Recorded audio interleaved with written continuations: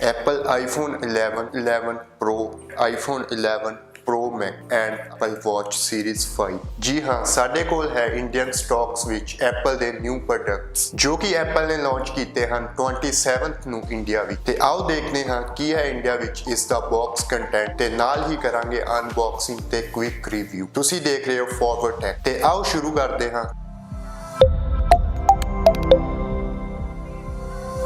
दोस्तों ये हैं साडे कोल iPhone 11, 11 Pro and iPhone 11 Pro Max ते नाल ही Apple Watch 5 दा बॉक्स। ते आओ पहला गल करते हैं Watch 5 दी। उपरली साइड सानू लिखिया मिलदा Watch ते नाल ही Apple दा logo and box the back side ते सानू लिखिया मिलदियां हन स्पेसिफिकेशंस इस वॉच बारे। दोस्तों साडे कोल ये मॉडल है स्पेस ग्रे कलर विच जिसका साइज है 44mm। ਤੇ ਹੁਣ ਗੱਲ ਕਰਦੇ ਹਾਂ iPhone 11 ਦੇ ਬਾਕਸ ਦੀ ਜਿਸ ਦੇ ਉੱਪਰ ਹਾਈਲਾਈਟ ਕੀਤਾ ਗਿਆ ਹੈ ਫੋਨ ਦੀ ਬੈਕ ਸਾਈਡ ਤੇ ਇਹ ਮਾਡਲ ਹੈ ਸਾਡੇ ਕੋਲ ਬਲੈਕ ਕਲਰ ਵਿੱਚ ਜਿਸ ਦੀ ਕੈਪੈਸਿਟੀ ਹੈ 64GB। ਤੇ ਦੋਸਤੋ ਇਹ ਹੈ iPhone 11 Pro ਦਾ ਬਾਕਸ। ਦੋਸਤੋ ਇਹ ਮਾਡਲ ਹੈ ਸਾਡੇ ਕੋਲ ਮਿਡਨਾਈਟ ਗ੍ਰੀਨ ਕਲਰ ਵਿੱਚ 512GB ਦੀ ਸਟੋਰੇਜ ਦੇ ਨਾਲ ਤੇ ਇਹ ਹੈ iPhone 11 Pro Max the box. ਦੋਸਤੋ ਇਹ ਮਾਡਲ ਹੈ ਸਾਡੇ ਕੋਲ ਸਪੇਸ ਗ੍ਰੇ ਕਲਰ ਦੇ ਵਿੱਚ 64GB ਸਟੋਰੇਜ ਦੇ ਨਾਲ। ਤੇ ਆਓ ਜਲਦੀ ਨਾਲ ਕਰਦੇ ਹਾਂ ਇਹਨਾਂ ਅਨਬਾਕਸ ਤੇ ਦੇਖਦੇ ਹਾਂ ਇਹਨਾਂ ਦੇ ਬਾਕਸ ਦਾ ਕੰਟੈਂਟ।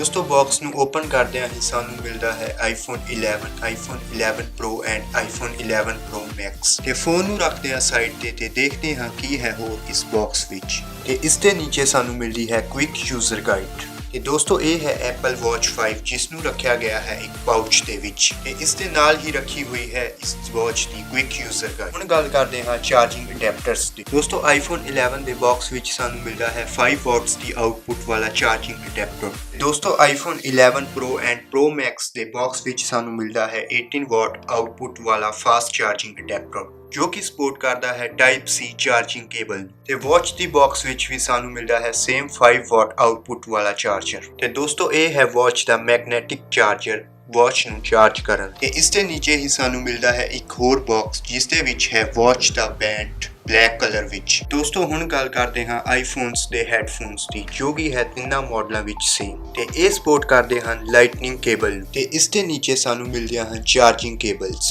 ਦੋਸਤੋ iPhone 11 Pro and Pro Max ਵਿੱਚ ਸਾਨੂੰ ਮਿਲਦੇ ਹੈ lightning to USB type C cable and iPhone 11 ਵਿੱਚ ਸਾਨੂੰ ਮਿਲਦੀ ਹੈ lightning to normal USB cable. ਦੋਸਤੋ ਇਹ ਸੀ ਬਾਕਸ ਕੰਟੈਂਟ ਤੇ ਆਓ ਹੁਣ ਗੱਲ ਕਰਦੇ ਹਾਂ ਇਹਨਾਂ ਤਿੰਨਾਂ ਫੋਨਸ ਦੀ ਤੇ ਇਹਨਾਂ ਦੇ ਸਾਈਜ਼ ਦੀ। ਦੋਸਤੋ iPhone 11 ਦੀ ਡਿਸਪਲੇ ਦਾ ਸਾਈਜ਼ ਹੈ 6.1 ਇੰਚ, 11 Pro ਦਾ ਸਾਈਜ਼ ਹੈ 5.8 inch and 11 Pro Max the display the size ਹੈ 6.5 ਇੰਚ। ਦੋਸਤੋ iPhone 11 Pro and Pro Max ਵਿੱਚ ਲੱਗੀ ਹੋਈ ਹੈ OLED Super Retina XDR display ਤੇ iPhone 11 ਵਿੱਚ ਲੱਗੀ ਹੋਈ ਹੈ ਲਿਕੁਇਡ ਰੈਟੀਨਾ LCD ਡਿਸਪਲੇ। ਦੋਸਤੋ ਇਹਨਾਂ ਤਿੰਨਾਂ ਫੋਨ ਵਿੱਚ ਲੱਗਾ ਹੋਇਆ ਹੈ ਸੇਮ ਪ੍ਰੋਸੈਸਰ ਜਿਸ ਨੂੰ Apple ਨੇ ਨਾਮ ਦਿੱਤਾ ਹੈ A13 Bionic ਚਿਪ। ਦੋਸਤੋ ਇਸ ਦਾ CPU and GPU 30% fast work ਕਰਦਾ ਹੈ ਆਪਣੇ ਪ੍ਰੀਵੀਅਸ ਮਾਡਲਸ ਨਾਲੋਂ ਤੇ ਬੈਟਰੀ ਵੀ ਘੱਟ ਕੰਜ਼ਿਊਮ ਕਰਦਾ ਹੈ ਪਿਛਲੇ ਮਾਡਲਸ ਨਾਲੋਂ। ਦੋਸਤੋ iPhone 11 Pro, iPhone 11 Pro Max ਵਿੱਚ ਲੱਗੇ ਹੋਏ ਹਨ 3 ਕੈਮਰੇ ਜੋ ਕਿ ਹਨ 12 ਮੈਗਾਪਿਕਸਲ ਦੇ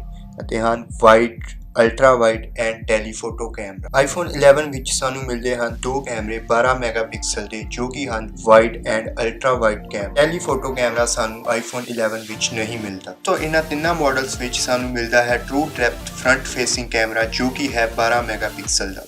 ਦੋਸਤੋ iPhone 11 Pro and Pro Max the back ਸਾਨੂੰ ਮਿਲਦੀ ਹੈ ਮੈਟ ਸ਼ੇਡ ਵਿੱਚ ਤੇ iPhone 11 ਦੀ ਬੈਕ ਸਾਨੂੰ ਮਿਲਦੀ ਹੈ ਗਲੋਸੀ ਸ਼ੇਡ ਵਿੱਚ। ਦੋਸਤੋ Apple ਦੱਸਦਾ ਹੈ ਇਸ ਦੀ ਬੈਕ ਅਤੇ ਫਰੰਟ ਤੇ ਲੱਗਾ ਹੋਇਆ ਹੈ ਟਫੈਸਟ ਗਲਾਸ ਕੋਈ ਵੀ ਫੋਨ ਨਾਲ। ਦੋਸਤੋ ਹੁਣ ਗੱਲ ਕਰਦੇ ਹਾਂ Apple Watch 5 ਦੀ ਤੇ ਜੇ ਗੱਲ ਕਰੀਏ ਇਸ ਦੇ ਡਿਜ਼ਾਈਨ ਦੀ ਜੋ ਕਿ ਹੈ ਸੇਮ ਸਕੁਅਰ ਸਕਰੀਨ ਡਿਜ਼ਾਈਨ ਵਿੱਚ ਮਾਈਨਰ ਡਿਫਰੈਂਸ ਹੈ ਸੀਰੀਜ਼ 4 ਨਾਲ। ਸੀਰੀਜ਼ 4 ਵਿੱਚ ਸੀ aluminium and stainless steel finish ਤੇ ਦੋਸਤੋ 5 ਸੀਰੀਜ਼ ਵਿੱਚ ਸੈਰਾਮਿਕ ਐਂਡ ਟਿਟੇਨੀਅਮ ਫਿਨਿਸ਼ ਦਾ ਵੀ ਆਪਸ਼ਨ ਮਿਲਦਾ ਹੈ। ਦੋਸਤੋ ਇਸ ਦੀ ਡਿਸਪਲੇ ਹੈ OLED 44mm ਸਾਈਜ਼ ਵਿੱਚ ਦੋਸਤੋ ਸੀਰੀਜ਼ 5 ਵਿੱਚ ਐਪਲ ਨੇ ਇੱਕ ਹੋਰ ਅਪਡੇਟ ਕੀਤੀ ਹੈ always screen on the option, ਜੋ ਕਿ ਪਹਿਲਾਂ ਸਾਨੂੰ ਹੋਰ ਬ੍ਰਾਂਡਸ ਵਿੱਚ ਮਿਲਦਾ ਸੀ। ਆਪਣੀ ਵਾਚ ਸੀਰੀਜ਼ ਵਿੱਚ ਐਪਲ ਨੇ ਫਸਟ ਟਾਈਮ ਇਹ ਫੀਚਰ ਐਡ ਕੀਤਾ ਹੈ। ਦੋਸਤੋ ਇਸ ਵਿੱਚ ਲੱਗਾ ਹੋਇਆ ਹੈ dual core 64 bit S5 CPU, ਜੋ ਕਿ ਟਵਾਈਸ ਟਾਈਮ ਫਾਸਟ ਵਰਕ ਕਰਦਾ ਹੈ ਸੀਰੀਜ਼ 3 ਨਾਲ। ਸੀਰੀਜ਼ 4 ਵਿੱਚ ਸਾਨੂੰ ਮਿਲਦੀ ਸੀ 16 GB ਦੀ ਸਟੋਰੇਜ, ਜਦ ਕਿ ਹੁਣ ਸਾਨੂੰ ਸੀਰੀਜ਼ 5 ਵਿੱਚ ਮਿਲਦੀ ਹੈ 32 GB ਦੀ ਸਟੋਰੇਜ ਕੈਪੈਸਿਟੀ।